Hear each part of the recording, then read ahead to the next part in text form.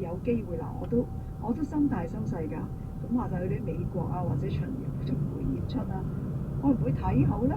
真係，如果連 Ed and Lorraine Warren 都有咁多規條，佢都宣而家 pass 翻落嚟，唔準呢樣唔準嗰樣。但係我哋全部去嘅咧，我哋都係以一個好奇啦、八卦啦，或者咧就係唔知以咩嘅心態，總之係有商業嘅成分。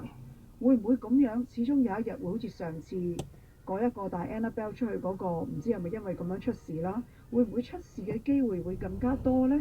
定係應該而家乖乖地收斂啲，唔好再搞咁多花神，唔好再用佢嚟揾錢或者攞知名度啦，好啲呢？你叫佢哋唔好，你越叫佢哋唔好，佢哋就越會做㗎啦。因為其實而家玩呢啲網上邊嘅嘢，最緊要就係越多人睇，越多 noise，佢哋就越收益大啊嘛。冇錯，嗱，好似今日我哋嘅